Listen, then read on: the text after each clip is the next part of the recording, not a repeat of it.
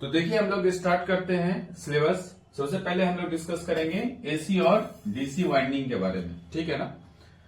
तो एसी या DC winding के बारे में जब हम डिस्कस करेंगे तो ये जानना जरूरी है कि जो इलेक्ट्रिकल मशीन है वो बेसिकली दो तरीके का, या तो वो एसी टाइप का होगा या फिर किस तरीके का होगा, डीसी टाइप का। इलेक्ट्रिकल मशीन कितने तरीके का, दो तरीके का, एसी के टाइप का या फिर डीसी टाइप का होगा। उसके बाद फिर नेक्स्ट जब हम देखेंगे तो चाहे मशीन एसी टाइप का हो या डीसी टाइप का, उसमें दो मेजर पार्ट होगा। एक होगा स्टेशनरी पार्ट और दूसरा होगा मूवेबल पार्ट। एक ऐसा पार्ट होगा स्टेशनरी पार्ट और दूसरा जो पार्ट होगा वो कैसा होगा, तो मूवेबल पार्ट। ठीक, अब देखिए हम लोग समझें कि जहां भी ईएमएफ जनरेट होता है, जहां भी where the EMF is generated और supplies is the main part. जहां भी ईएमएफ जनरेट हो या फिर जहां आप ईएमएफ सप्लाई कर रहे हैं वो कौन सा पार्ट होगा, मेन पार्ट। अब डीसी मशीन के केस में आर्मेचर जो होगा वो कैसा पार्ट होगा, मेन पार्ट। डीसी मशीन के केस में आर्मेचर जो होगा आपका वो कौन सा पार्ट होगा, मेन पार्ट। उसी तरीके से एसी मशीन के केस में स्टेटर जो होगा वो आपका कैसा पार्ट होगा, मेन पार्ट। तो अगर हम लोग कॉइल का सिलेक्शन करते हैं, अगर हम लोग क्या करें, कॉइल का सिलेक्शन करते हैं, सिलेक्शन ऑफ कॉइल किसके लिए, चाहे फिर स्टेटर के लिए या फिर आर्मेचर के लिए, वो बहुत ही महत्वपूर्ण है, इंपॉर्टेंट है। क्या चीज, कॉइल का सिलेक्शन किसके लिए, आर्मेचर के लिए या फिर स्टेटर के लिए, वो बहुत ज्यादा क्या है आपका, इंपॉर्टेंट है। अब एक्चुअली जो अरेंजमेंट है किसका, कॉइल का, किसके लिए, आर्मेचर के लिए या फिर स्टेटर के लिए, किसी भी स्टेटर के कोर के लिए या फिर आर्मेचर के लिए, किसमें, सीरीज मेथड में, उसी को हम लोग क्या कहते हैं, वाइंडिंग कहते हैं। उसी को क्या कहते हैं हम लोग, वाइंडिंग कहते हैं। मतलब ये भाई कि जो अरेंजमेंट है किसका, कॉइल का, अरेंजमेंट किसका, तो कॉइल का, किस चीज के लिए, तो आर्मेचर के लिए या फिर स्टेटर कोर के लिए, किस तरीके से, तो कॉइल का अरेंजमेंट किस तरीके से, तो सीरीज में, उसी को हम लोग क्या कहते हैं उसको, वाइंडिंग। तो हमने क्या सीखा कि अगर कॉइल का अरेंजमेंट किसके लिए, स्टेटर के लिए, स्टेटर कोर के लिए या फिर आर्मेचर के लिए, किस मेथड से, सीरीज मेथड से, तो उसको हम लोग क्या कहेंगे, वाइंडिंग। ठीक है ना, मतलब सीरीज में अगर कोई कॉइल को हम रख रहे हैं तो उसको हम लोग क्या कहेंगे, वाइंडिंग कहेंगे। ठीक, अब थोड़ा सा देखिए, समझिए यहाँ पर कि वाइंडिंग को ऐसे तो हम बहुत सारे टाइप्स में बांटे हैं, लेकिन यहाँ पे हम लोग अभी बेसिक्स पढ़ रहे हैं, तो ऐसा समझिए आप कि वाइंडिंग बेसिकली दो तरीके का है। कौन कौन सा, क्लोज्ड कॉइल वाइंडिंग, या फिर इसको कहेंगे हम लोग डीसी आर्मेचर वाइंडिंग, या फिर ओपन कॉइल वाइंडिंग, इसको कहें हम एसी आर्मेचर वाइंडिंग। अभी बेसिक पढ़ रहे हैं तो दो तरीके का वाइंडिंग हम समझें, एक है क्लोज कॉइल वाइंडिंग और एक है ओपन कॉइल वाइंडिंग। अब समझिए आगे कि क्लोज कॉइल वाइंडिंग या फिर जो डीसी वाइंडिंग है वो किस तरीके का है। तो अगर जो इंड टर्मिनल है, ठीक है ना, इंड टर्मिनल, किसका इंड टर्मिनल, तो इंड टर्मिनल जो है आपका, इंड टर्मिनल, और जो बिगिनिंग का जो टर्मिनल है किसका, किसी भी एक कॉइल का, फर्स्ट कॉइल का, मतलब पहले का, फर्स्ट का कौन सा टर्मिनल, तो बिगिनिंग। और ये अगर कनेक्टेड है किससे, तो इंड टर्मिनल से, किसका इंड टर्मिनल, तो जो लास्ट वाला कॉइल है उसका इंड टर्मिनल से, तो उसको हम लोग कहेंगे क्लोज कॉइल वाइंडिंग। मतलब जैसे सपोज कीजिए इसको आप फर्स्ट कॉइल मानते हैं और इस तरीके से हम लोग क्लॉकवाइज डायरेक्शन में बढ़ते हैं, तो ये 2, ये 3, 4, 5, 6, 7, 8, तो पहला कॉइल का जो फर्स्ट टर्मिनल है वो आखिरी कॉइल के इन टर्मिनल से कनेक्टेड है, तो इसको हम लोग कैसा वाइंडिंग कहेंगे, क्लोज्ड कॉइल वाइंडिंग। समझ में आई बात, कि अगर पहला कॉइल का जो फर्स्ट टर्मिनल है वो आखिरी कॉइल के लास्ट टर्मिनल से कनेक्टेड है, तो उसको हम लोग कैसा वाइंडिंग कहेंगे, क्लोज्ड वाइंडिंग। कैसा वाइंडिंग कहेंगे, क्लोज्ड वाइंडिंग। अब उसके बाद फिर देखें हम लोग कि ओपन कॉइल वाइंडिंग किसको कहेंगे या फिर आर्मेचर वाइंडिंग किसको कहेंगे, ओपन कॉइल वाइंडिंग या फिर आर्मेचर वाइंडिंग, ओपन कॉइल या फिर आर्मेचर वाइंडिंग किसको कहेंगे। क्या कहता है कि अगर जो बिगिनिंग टर्मिनल है ऑफ द फर्स्ट कॉइल, प्रथम कॉइल का बिगिनिंग टर्मिनल, तो प्रथम कॉइल का बिगिनिंग टर्मिनल मान लीजिए ये पहला कॉइल, दूसरा, तीसरा और चौथा है, तो फर्स्ट कॉइल का जो बिगिनिंग टर्मिनल है, ठीक, और जो लास्ट कॉइल है उसका जो टर्मिनल है वो अगर ओपन हो, मतलब ये पहला वाला ओपन हो और लास्ट वाला ओपन हो, तो उसको हम लोग कहेंगे कैसा वाइंडिंग है, तो ओपन कॉइल वाइंडिंग है। कैसा वाइंडिंग है, ओपन कॉइल वाइंडिंग है। समझिएगा, इससे पहले मैं आपको क्या बताया था, क्लोज कॉइल वाइंडिंग किसको कहते हैं, तो फर्स्ट और लास्ट टर्मिनल अगर कनेक्टेड है तो close coil winding. Open coil winding किसको कहेंगे, अगर फर्स्ट टर्मिनल और लास्ट वाला का आखिरी टर्मिनल, मतलब बिगिनिंग ऑफ टर्मिनल और first coil and last terminal अगर जो कॉइल का है वो ओपन है, तो उसको हम लोग कौन सा वाइंडिंग कहेंगे, क्लोज्ड कॉइल वाइंडिंग। चलिए इसके बाद फिर हम लोग देखते हैं, अब जब हम लोग वाइंडिंग की बात कर रहे हैं, पहला यूनिट जो हम लोग पढ़ रहे हैं उसमें हम लोग बेसिकली वाइंडिंग की बात कर रहे हैं। तो जब हम वाइंडिंग की बात कर रहे हैं तो वाइंडिंग को समझने के लिए जरूरी होगा हम पहले समझे कि वाइंडिंग मटेरियल क्या है। तो वाइंडिंग मटेरियल के लिए 3 सेक्शंस में इसको हम लोग स्टडी करेंगे। सबसे पहला जो पार्ट होगा उसका वो होगा कंडक्टिंग मटेरियल, दूसरा पार्ट है इंसुलेटिंग मटेरियल और तीसरा जो पार्ट है वो सोल्डर फ्लक्स है। 3 पार्ट में हम लोग पढ़ेंगे। सबसे पहला पार्ट कौन सा, कंडक्टिंग मटेरियल, दूसरा इंसुलेटिंग मटेरियल और तीसरा क्या चीज, तो सोल्डर फ्लक्स।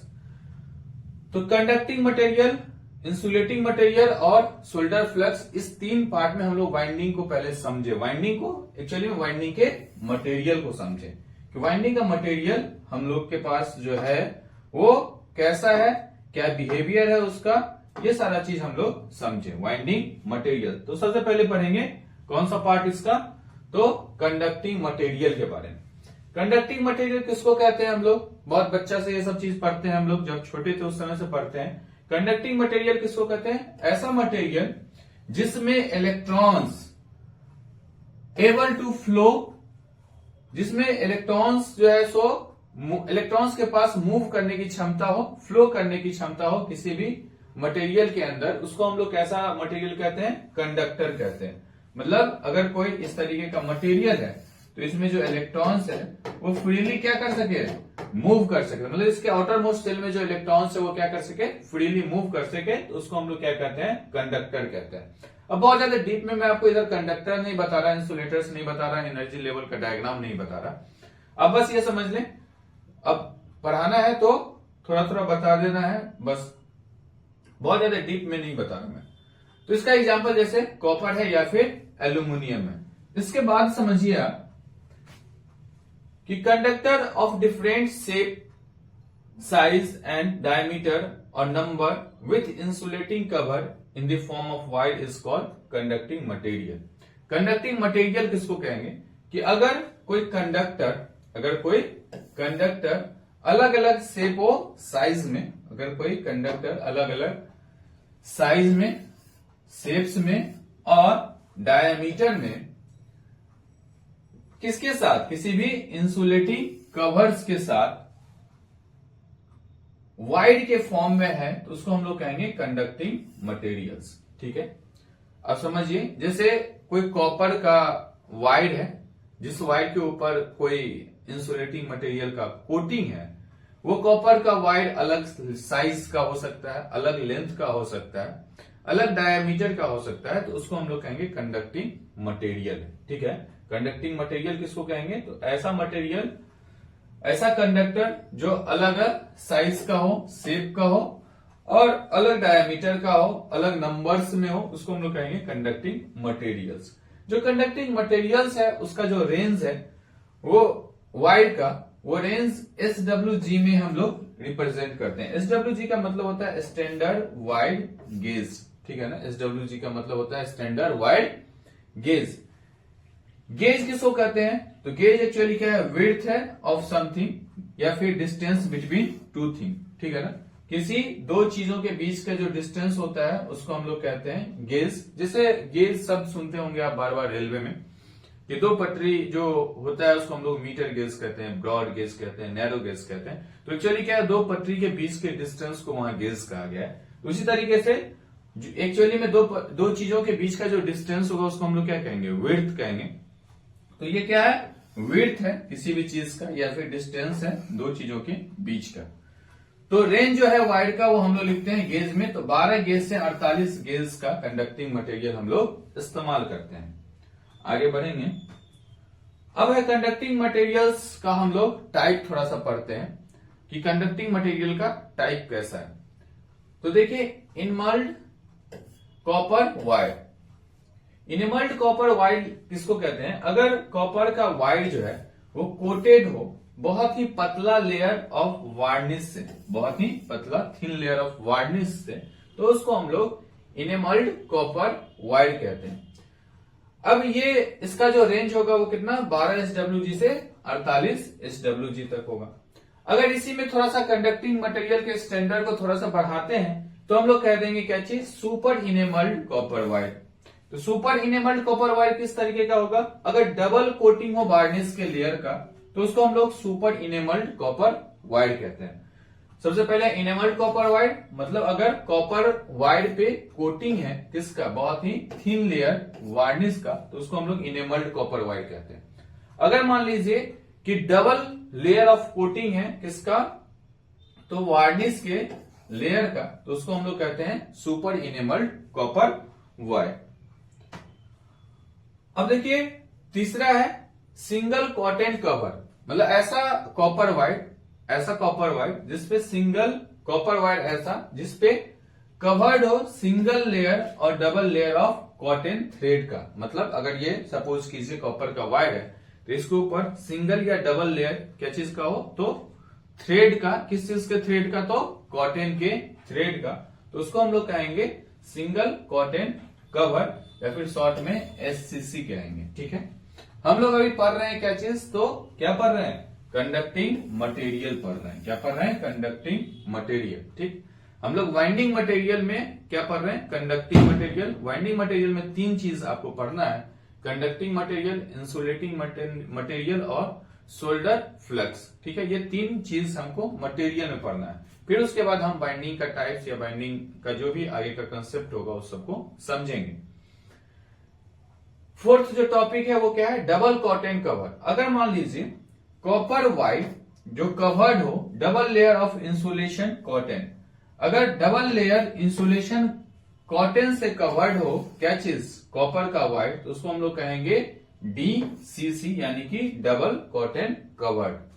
इसका जो वायर का रेंज होगा वो 12 SWG से 48 SWG तक होगा। कितना होगा, 12 SWG से 48 SWG तक होगा।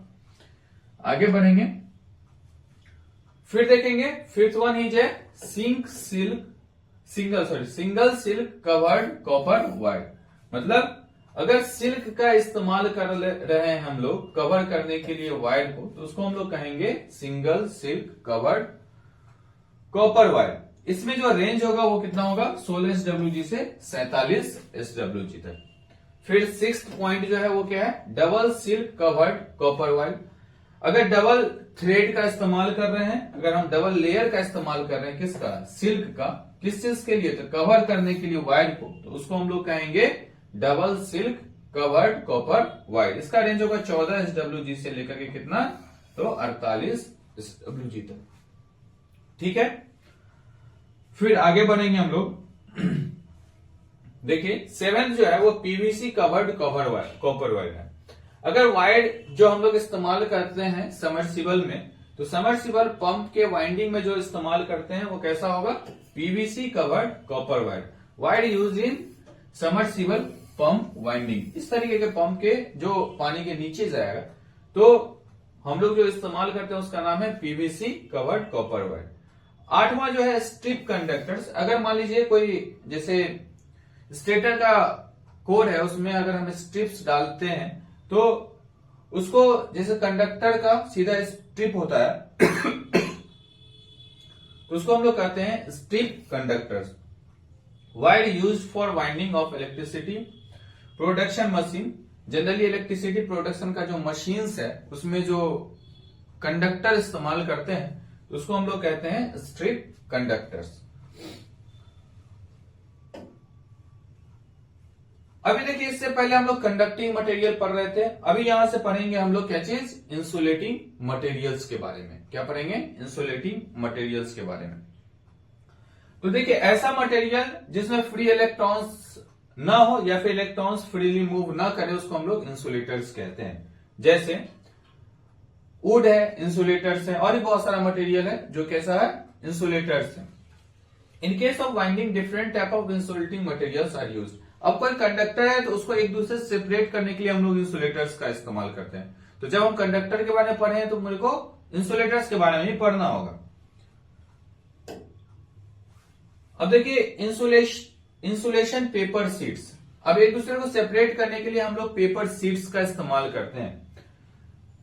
तो इसका इस्तेमाल क्यों किया जाता है, तो ये यूज किया जाता है आइसोलेट करने के लिए। किसको आइसोलेट करने के लिए, तो स्लॉट्स को या फिर other metal part from the live wire in the winding system. अगर कोई लाइव वायर है किसी वाइंडिंग सिस्टम में, तो उसको दूसरे पार्ट से या दूसरे वायर से सेपरेट करने के लिए हम लोग इंसुलेशन पेपर का इस्तेमाल करते हैं। अब इंसुलेशन पेपर अलग अलग तरीके का है। इंसुलेशन पेपर अलग अलग तरीके का है। तो पहला है लेथराइड पेपर। एक ऐसा स्पेशल पेपर है जिसका बेटर एजिंग है, मतलब काफी समय तक ड्यूरेबल है, और इलेक्ट्रिकल स्ट्रेंथ भी क्या है, अच्छा है। उसके बाद इसका जो कलर होगा वो कैसा होगा, डार्क ग्रे हो या फिर वेटल ग्रीन होता है। और ये इंसुलेशन का क्लास है। हर जितना भी इंसुलेटिंग मटेरियल है उसका एक क्लास बनाया गया है। ये टेबल मैं भी बना के रखा हूं, फिर आपको आगे डिस्कस करूंगा, देखेंगे। तो इंसुलेशन का जो क्लास है उसमें ई क्लास, ई टाइप का मटेरियल इसको हम लोग कहते हैं। ठीक है, तो ये जो लेथराइड पेपर है आपका, वो स्पेशल पेपर है जिसका एजिंग बहुत अच्छा है, और इलेक्ट्रिकली इसका जो स्ट्रेंथ है वो भी क्या है, अच्छा है। इसका कलर है डार्क ग्रे और या फिर बेटर ग्रीन। और ये जो इंसुलेशन है वो किस कैटेगरी में आता है, तो क्लास ई में आता है। अब देखिए, इंसुलेशन पेपर में अगर आपसे पूछा जाता है कि लेथराइड जो पेपर है वो क्यों हम लोग इस्तेमाल करते हैं, आपसे ये ऑब्जेक्टिव में क्वेश्चंस पूछा जा सकता है कि लेथराइड पेपर का इस्तेमाल हम क्यों करते हैं, तो आप बताएंगे उसको कि भाई इसका बेटर एजिंग है और ये इलेक्ट्रिकल स्ट्रेंथ भी इसका कैसा है, अच्छा है। उसके बाद आपसे क्या पूछा जा सकता है कि इसका कलर कैसा होगा, तो बताएंगे डार्क ग्रे कलर होगा या फिर भाई बेटर ग्रीन कलर होगा। या फिर आपसे पूछा जा सकता है कि इसका जो इंसुलेशन है वो किस क्लास में आता है, तो आप बताएंगे क्लास ई में आता है। ठीक, क्लियर। अब फिर नेक्स्ट देखें हम। अब है आपका प्रेस फैन पेपर, ठीक है ना। ये हाईली ग्लेज्ड, मतलब काफी चमकीला, pressed and having good dielectric strength. इसका डाइलेक्ट्रिक स्ट्रेंथ क्या होगा, अच्छा होगा। देखिए, पीछे वाले से सेपरेट कीजिए, उसका इलेक्ट्रिकल स्ट्रेंथ अच्छा है, इलेक्ट्रिकल स्ट्रेंथ अच्छा है। और जो अभी हम लोग देख रहे हैं उसका कैसा स्ट्रेंथ अच्छा है, तो डाइलेक्ट्रिक स्ट्रेंथ अच्छा है। ठीक, ये हाईली ग्लेज्ड है, काफी चमकीला है और प्रेस्ड है और हैविंग गुड डाइलेक्ट्रिक स्ट्रेंथ। तो पिछले वाले से कैसा डिफरेंट है ये आप देखिए। उसका कलर जो है इसका कैसा है, ब्राउन या फिर येलो है, येलो है या फिर क्या है, ब्राउन है। उसका कलर कुछ और था, क्या कलर था उसका, तो देखिए उसका जो कलर था वो था डार्क ग्रे और बेटल ग्रीन। और ये जो अभी हम लोग देख रहे हैं इसका कलर कैसा है, तो येलो है या फिर ब्राउन है। किस तरीके का इंसुलेशन के क्लास में आता है ये, तो क्लास ए में आता है। इससे पीछे वाला जो है वो किस क्लास में आता है, तो क्लास ई में आता था। तो ये सेपरेशन आपको देखते चलना है और ध्यान रखते चलना है कि सबसे पहला जो हम आपको लेथराइड पेपर पढ़ाए हैं उसमें क्या क्वालिटीज है, उसके बाद जब हम दूसरा पढ़ा रहे हैं आपको तो उसमें क्या क्वालिटी है। ठीक, उसके बाद है ट्रिप्लेक्स पेपर। ट्रिप्लेक्स पेपर किसको कहेंगे, a thin layer of polyester film is deposited on surface of leatheroid और पोरेस्फेन पेपर और elephantide paper to make it non hygroscopic. Non hygroscopic मतलब होता है पानी को ऑब्जर्व करने की क्षमता को हाइग्रोस्कोपिक कहते हैं। तो अगर मान लीजिए कोई लेथराइड पेपर या फिर पोरेस्फेन पेपर या फिर एलिफेंटाइड पेपर, इस तीनों तरीके के पेपर पे अगर हम लोग पॉलिस्टर का फिल्म डिपोजिट करते हैं तो बनता है ट्रिप्लेक्स पेपर। क्लियर है बात। अगर लेथराइड का या फिर पोरेस्फेन का पेपर या फिर एलिफेंटाइट टाइप का पेपर को क्या बनाने के लिए, तो नॉन हाइग्रोस्कोपिक। आपसे पूछा जा सकता है ट्रिप्लेक्स पेपर जो है उसका क्या क्वालिटी है, तो वो कैसा होता है, नॉन हाइग्रोस्कोपिक। ट्रिप्लेक्स पेपर कैसा होगा, नॉन हाइग्रोस्कोपिक। कैसे बनाया जाता है, तो भाई पॉलिस्टर का फिल्म डिपोजिट अगर हम लोग कर दें, इससे पहले जितना पेपर पढ़े हैं उस पे, तो कैसा पेपर बन जाएगा, तो ट्रिप्लेक्स पेपर बन जाएगा। ठीक, क्लियर। अब देखिए इसका जो कलर होगा वो वन साइड ये ग्लेज्ड होगा, मतलब एक तरफ से चमकीला होगा। इट मे बी ब्राउन, ये ब्राउन भी हो सकता है, ग्रीन भी हो सकता है, ग्रे भी हो सकता है और येलो भी हो सकता है। डिपेंड इस बात पे करता है कि इसको बनाने के लिए जो हम पेपर लगाए हैं वो पेपर कैसा यूज किए हैं, ये किस बात पे डिपेंड कर देगा, तो डिपेंडिंग ऑन पेपर यूज्ड, कैसा पेपर हम लोग इस्तेमाल किए इसको बनाने के लिए। कैसे इंसुलेशन की क्लास में आएगा भाई, तो क्लास ई के इंसुलेशन के टाइप में आएगा। कैसे टाइप में आएगा, क्लास ई के टाइप में आएगा। उसका डी जो है वो मिलीनेक्स पेपर है। मिलीनेक्स पेपर किसको कहेंगे, तो सिंथेटिक पेपर और मिल्की व्हाइट हो जो कलर में, तो उसको हम लोग कैसा पेपर कहेंगे, मिलीनेक्स पेपर। ये हाईली नॉन हाइग्रोस्कोपिक होगा और possess good electrical and mechanical strength. ये क्या होगा, बहुत ज्यादा नॉन हाइग्रोस्कोपिक, और इसका जो क्वालिटी है वो क्या होगा, अच्छा, ये इसका इलेक्ट्रिकल और मैकेनिकल स्ट्रेंथ होगा। इंसुलेशन में किस तरीके के कैटेगरी के अंदर आएगा भाई, तो ये आएगा इलेक्ट्रिकल में इंसुलेशन का जो कैटेगरी है उसमें आएगा क्लास ई या फिर क्लास बी के अंतर्गत। उसका देखिए हम लोग पढ़ेंगे क्या चीज, तो माइकेनाइट पेपर या फिर माइका फोलियम या माइकानाइट क्लॉथ। ठीक है, ये soft mica bonded with paper और क्लॉथ बेस, उसको हम लोग कहेंगे micanite paper. It can be with stand at high temperature normally. इसका क्वालिटी यह है कि अच्छे बहुत ऊंचे टेम्परेचर पे भी ये क्या कर सके, तो विथ स्टैंड कर सके। कलर इसका कैसा है, तो व्हाइट विथ माइका विजिबल, और इंसुलेशन में ये आता है किस क्लास में, क्लास ई और क्लास बी के अंतर्गत।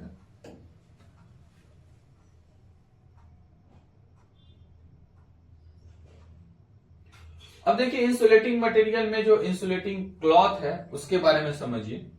Very flexible with respect to paper. Paper का क्या है कि अगर आप फोल्ड करते हैं या फिर मोड़ते हैं तो हो सकता है कि वो क्या हो, रैप हो जाए, फट जाए, तो उस और अच्छे से वो ये ना हो, ग्रिप अच्छा ना बना पाए, या फिर फ्लेक्सिबल उतना नहीं होता है जितना कि कपड़ा है। तो इंसुलेटिंग क्लॉथ जो है वो बहुत ज्यादा फ्लेक्सिबल है with respect to paper for making wedges for covering the coil winding in slots. मतलब अच्छे से जो कॉइल का जो वाइंडिंग है उसको कवर करने के लिए पेपर से अच्छा जो है वो कपड़े को माना गया है। अब क्लॉथ का भी टाइप है, ठीक है ना, तो सबसे पहला है इंपायर क्लॉथ। ठीक है, जो हाईली फ्लेक्सिबल होगा, नॉन हाइग्रोस्कोपिक होगा। हाईली फ्लेक्सिबल मतलब बहुत ज्यादा फ्लेक्सिबल हो, जल्दी से मुड़ जाए।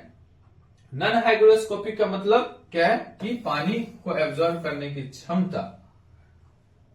जो नॉन हाइग्रोस्कोपिक मतलब पानी जो है सो जल्दी से एब्जॉर्ब ना करे, पानी को एब्जॉर्ब करने की क्षमता को हाइग्रोस्कोपिक कहते हैं। नॉन हाइग्रोस्कोपिक मतलब पानी को एब्जॉर्ब करने की क्षमता नहीं हो, जिसमें मतलब पानी को एब्जॉर्ब ना करे। उसका कलर कैसा है, इसका येलो। इसका यूज क्या है, तो wrapping of winding to be placed in slots. अगर जो वाइंडिंग हम लोग स्लॉट्स में डाल रहे हैं आर्मेचर के, उस वाइंडिंग के स्लॉट्स, वाइंडिंग को लपेटने के लिए जो वाइंडिंग को हम लोग स्लॉट्स में डालेंगे उसके लिए हम लोग इसका इस्तेमाल करते हैं। कैसा इंसुलेशन है, तो क्लास ए टाइप का इंसुलेशन। कैसा इंसुलेशन है, क्लास ए टाइप का इंसुलेशन। उसके बाद हम लोग फिर पढ़ते हैं फाइबर ग्लास क्लॉथ के बारे में। किसके बारे में, फाइबर ग्लास क्लॉथ के बारे में। Cloth material made up of glass wool. Glass wool से जो बना हुआ है उसको हम लोग कहेंगे fibre glass cloth. Dielectric strength इसका हाई होगा और ये भी जो है सो हाई टेम्परेचर पे खुद को विथ स्टैंड करेगा। हाईली फ्लेक्सिबल, बहुत ज्यादा फ्लेक्सिबल होगा और नॉन हाइग्रोस्कोपिक क्लॉथ होगा। कलर इसका होगा गोल्डन येलो या फिर ब्लैक कलर। इसका यूज हम लोग वाइंडिंग में करते हैं। किस चीज में इसका यूज करते हैं, वाइंडिंग में करते हैं। टाइप ऑफ इंसुलेशन, इंसुलेशन के क्लास बी और क्लास ई के कैटेगरी में ये आता है। थिकनेस इसके सीट का, इंसुलेशन के सीट का माइल में हम लोग लिखते हैं 2, 5, 7, 10 और 15। 1 माइल का मतलब होता है 1/1000 इंच, ठीक है ना। 1 माइल का मतलब होता है 1/1000 इंच। विड्थ जो है उसका वो कितना है 1 मीटर, और ये बिकता है किलो के हिसाब से, ठीक, क्लियर। अभी देखिए इसके बाद इंसुलेटिंग टेप।